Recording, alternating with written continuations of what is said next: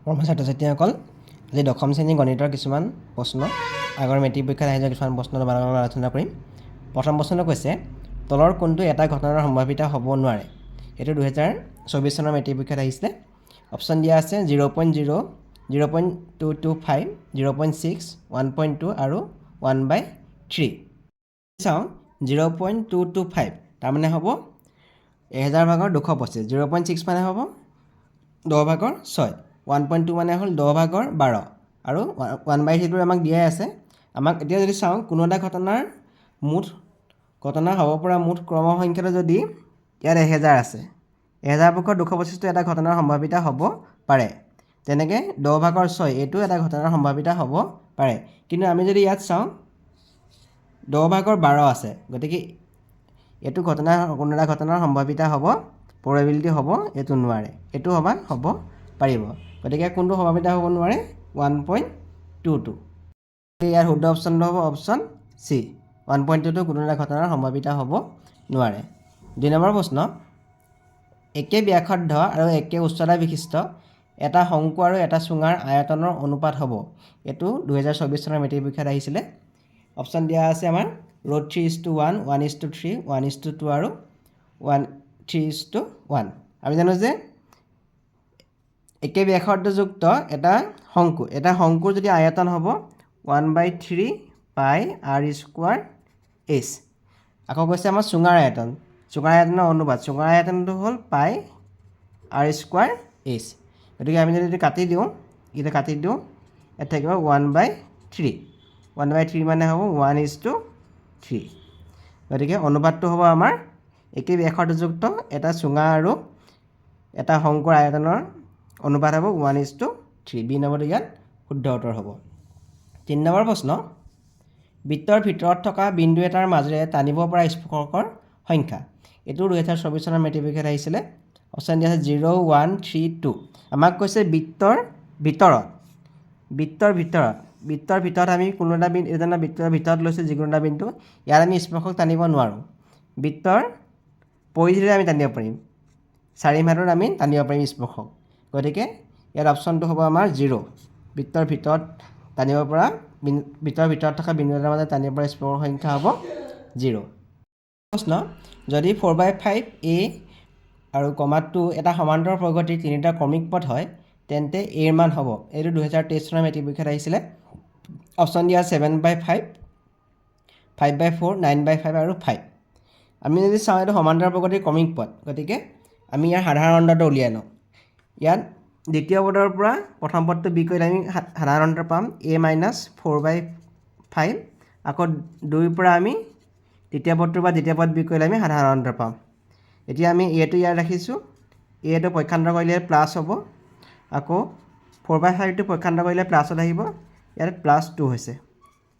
2a = 5টো common ল'লে 4/4 + 10 = 14/5। যিহেতু আমাৰ 2a আছে, 2a = 14/5 হ'ল। গতিকে এৰ মানটো হ'ব আমাৰ 2টো 5ৰ লগত পূৰণ হৈ যাব 14, তাৰমানে 2 × 7 = 14, তাৰমানে 7/5 হ'ব। গতিকে এ মানটো হ'ব 7/5। এই নম্বৰটো ইয়াৰ শুদ্ধ অপশ্যন। 5 নম্বৰ প্ৰশ্ন, এটা তথ্যৰ মধ্যমা আৰু বহুলক যথাক্ৰমে 33 আৰু 45 হ'লে মাধ্য হ'ব। এইটো 2023 চনৰ মেট্ৰিক পৰীক্ষাত আহিছিলে। অপশ্যন দিয়া আছে 30, 33, 27 আৰু 35। এইটো বুজিবলৈ হ'লে আমি মধ্যমা, মাধ্য আৰু বহুলকৰ মাজত থকা সম্পৰ্কটো বুজি ল'ব লাগিব। এতিয়া মাধ্যমা আৰু বহুলকৰ মাজৰ সম্পৰ্কটো হ'ল 2 পূৰণ মাধ্য যোগ বহুলক সমান 3 পূৰণ মধ্যমা। গতিকে আমি বহুলকটো পক্ষান্তৰ কৰি লৈছোঁ, পক্ষান্তৰ কৰিলে ইয়াত মাইনাছ বহুলকত হৈছে 2 পূৰণ মাধ্য = 3 পূৰণ মধ্যমা মাইনাছ বহুলক। এতিয়া 2টো আমি হৰণ হৈছে 3 পূৰণ মধ্যমা বিয়োগ বহুলক / 2। আমাক মধ্যমা দিয়া আছে আমাক 33, গতিকে আমি পাতিম 3 × 33। বহুলক দিয়া আছে আমাক 45। যদি আমি এইখিনি কৰোঁ, এইটো 99 - 45 / 2, তাৰমানে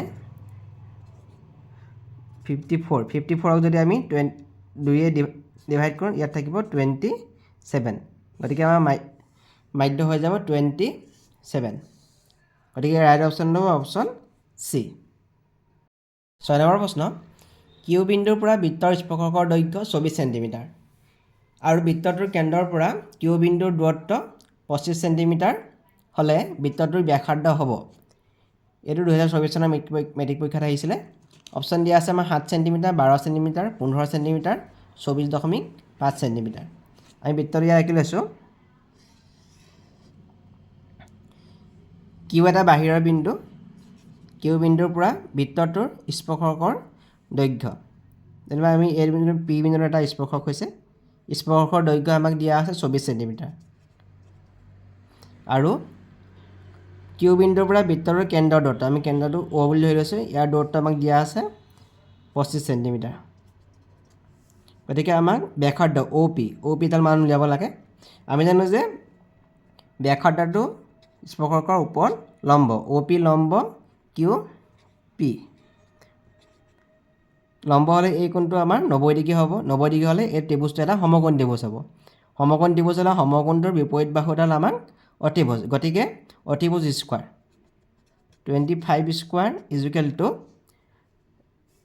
এইটো ভূমিটো হ'ব আমাৰ কিউ পি তাৰমানে হ'ব 24 স্কোৱাৰ প্লাছ অ' পি স্কোৱাৰ এতিয়া আমাৰ অ' পি স্কোৱাৰ মান হ'ব 25 স্কোৱাৰ মাইনাছ 24 স্কোৱাৰ এতিয়া অ' পিৰ মান হ'ব বৰ্গমূল চিন দি লৈছোঁ আমি 25 স্কোৱাৰ কৰিলে আমাৰ 625 মাইনাছ 576 এইটো কৰিলে হ'ব আমাৰ 49 তাৰমানে আমাৰ ব্যাসাৰ্ধৰ মান হ'ব 49 বৰ্গমূল হৈ গ'ল 7 তাৰমানে ব্যাসাৰ্ধৰ মান হ'ব 7 চেণ্টিমিটাৰ গতিকে ইয়াৰ শুদ্ধ অপশ্যন হ'ব অপশ্যন এ 7 নম্বৰ প্ৰশ্ন ত্ৰিভুজ পি কিউ আৰ সমকোণী সমদ্বিবাহু ত্ৰিভুজ কোণ কিউ 90 ডিগ্ৰী তেন্তে টেন আৰ ইজুকেল টু কিমান ডিগ্ৰী হয় এইটো এবাৰ টেষ্ট পৰীক্ষাত আহিছিলে 24 চনৰ টেষ্ট পৰীক্ষাত যোৰহাট জিলাত এইটো প্ৰশ্ন আহিছিলে অপশ্যন দিয়া আছে 1/2 2 1 1/3 সমকোণী সমদ্বিবাহু ত্ৰিভুজ এইটো যেনিবা সমদ্বিবাহু ত্ৰিভুজ বুলি ক'লে ইয়াৰ এই বাহু দুটা সমান সমকোণী সমদ্বিবাহু ত্ৰিভুজ বা কিউ কোণটো দিয়া আছে কিউ কোণটো 90 ডিগ্ৰী দিয়া আছে আমাক কৈছে টেন আৰ এই দুটা বাহু যদি সমান হয় এইটো যদি আমি এক্স বুলি থওঁ এইটো এক্স বুলি হ'ব তেতিয়াহ'লে পাৰ্থক্যৰ সূত্ৰ মতে এইটোৰ মান হ'ব ৰুট টু এক্স হ'ব এতিয়া আমি যদি টেন আৰ লওঁ ইয়াৰ কাৰণে পাৰপেণ্ডিকুলাৰ হ'ব পি কিউ আৰু বেছ হ'ব আৰ কিউ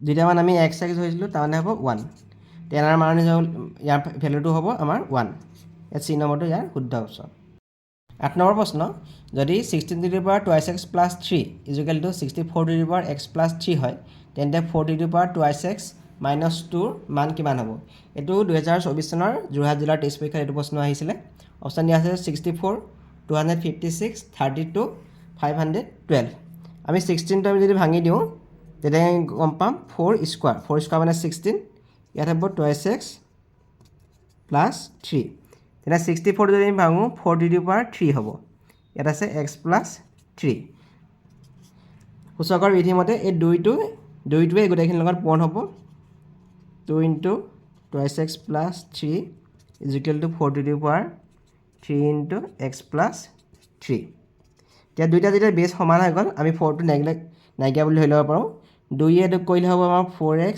প্লাছ 2 3 গুণ 6 আকৌ 3x কৰিলে 3x প্লাছ 3 3 গুণ 9 আমি যদি 3xটো পক্ষান্তৰ কৰোঁ ইয়াত হ'ব 4x minus 3x equal two x হ'ব 6টো পক্ষান্তৰ কৰিলে 9 6 থাকিল 3 হ'ব আমাৰ xৰ মানটো আমি 3 পালোঁ আমাক উলিয়াব লাগে 4 to the power 2x minus 2 আমি এতিয়া xৰ মানটো আমি 3 পালোঁ 3 বহাই দিছোঁ মাইনাছ 2 তাৰমানে 4 to the power 6 minus 2 4 to the power 4 4 to the power 4 হ'লে হ'ব আমাৰ 256 গতিকে শুদ্ধ অপশ্যন হ'ব অপশ্যন আমাৰ বি।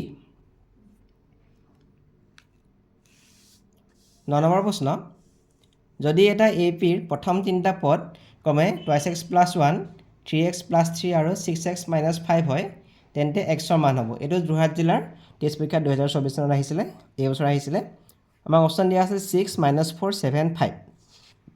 ইয়াৰ পৰা আমি সাধাৰণ অন্তৰটো উলিয়াই ল'লে আমি পাম, দ্বিতীয় পদৰ পৰা প্ৰথম পদ বিয়োগ কৰিলে আমি সাধাৰণ অন্তৰ পাম 3x + 3 - 2x + 1। তেনেকৈ তৃতীয় পদৰ পৰা আমি দ্বিতীয় পদটো বিয়োগ কৰিলে আমি সাধাৰণ অন্তৰ পাম 6x - 5 - 3x + 3। এইখিনি আমি কৰোঁ 3x + 3 - 2x - 1 = 6x - 5 - 3x - 3। 3x 2x কৰিলে আমাৰ মাইনাছ কৰিলে আমাৰ x থাকিব, 3 - 1 = 2। তেনেকৈ 6x 3x কৰিলে আমাৰ থাকিব 3x আৰু -5 - 3 হৈ গ'ল -8। আমি যদি এক্সটোক পক্ষান্তৰ কৰি দিওঁ, আকৌ 8টোক ইফালে পক্ষান্তৰ কৰি দিওঁ, 8টো প্লাছত আহিব, এক্সটো আমাৰ মাইনাছত গুচি যাব, 3x - x। তাৰমানে ইয়াত হৈ গ'ল 2x = 10। তাৰমানে এক্সৰ মানটো হ'ব 10/2 = 5। গতিকে আমাৰ শুদ্ধ অপশ্যনটো হ'ব অপশ্যন ডি 5। 10 নম্বৰ প্ৰশ্ন, tan θ + cot θ * sec θ - cos θ * cosec θ - sin θ ৰ মান হ'ব। ইয়াত অপশ্যন দিয়া আছে 1 0 1/2 √2। আমাক দিয়া আছিলে tan θ + cot θ * sec θ - cos θ cosec θ * sin θ। আমি tan θটো ভাঙি দিছোঁ sin θ/cos θকে, আৰু cot θটো ভাঙি দিছোঁ cos θ/sin θকে, sec θটো ভাঙি দিছোঁ 1/cos θ - cos θ, cosec θটো 1/sin θ। এইখিনি আমি লসাগু ল'লে cos θ * sin θ হ'ব। গতিকে ইয়াত cos θ আছে, গতিকে sin θ লগত পূৰণ হ'ব, sin স্কোৱাৰ θ হ'ল, sin θ পূৰণ কৰিলে sin স্কোৱাৰ θ। ইয়াত sin θ আছে সৰহতে, গতিকে cos θ লগত পূৰণ হ'ব, cos স্কোৱাৰ θ হ'ব। ইয়াত আমি লসাগু cos θ আহিব, গতিকে 1 - cos স্কোৱাৰ θ হ'ব। ইয়াত sin θ লসাগু আহিব 1 - sin স্কোৱাৰ θ। আকৌ ইয়াত পালোঁ আমি sin স্কোৱাৰ θ + cos স্কোৱাৰ θ = 1। আমি ইয়াত পালোঁ 1 - cos square θ, 1 - cos square θ = sin square θ। ইয়াত পালোঁ আমি 1 - sin square θ, 1 - sin square θ = cos square θ।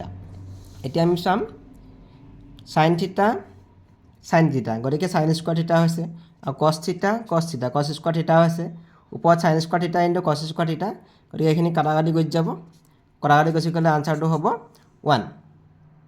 গতিকে ইয়াৰ শুদ্ধ অপশ্যনটো হ'ব অপশ্যন এ।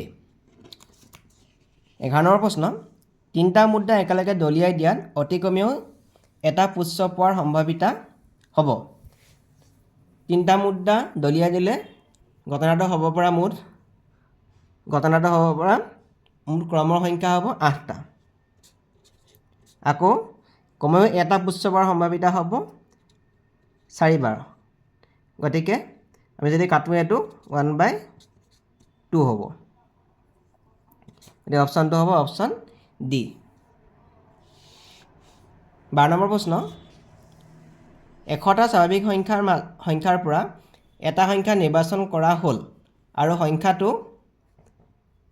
7ৰে বিভাজ্য হোৱাৰ সম্ভাৱিতা হ'ল। অপশ্যন দিয়া আছে 7/50, 11/100, 7/8, 1/4। আমি যদি চাওঁ 100লৈকে 7ৰে বিভাজ্য হোৱাৰ সংখ্যাকেইটা হ'ব এইকেইটা 7, 14, 21, 28 এনেকৈ গৈ থাকিব, 35, 42, 100লৈকে এইকেইটা আছে। 7ৰে বিভাজ্য হোৱাৰ মুঠ সংখ্যা ইয়াত কেইটা আছে? ইয়াত হ'ব 14টা হ'ব। 1ৰ পৰা 100ৰ ভিতৰত 7ৰে বিভাজ্য হোৱা মুঠ সংখ্যা হ'ব 14টা। আৰু 14টা হ'ব, ইয়াত মুঠ সংখ্যা আছে আমাৰ, মুঠ সংখ্যা কৈছে 100ৰ ভিতৰত।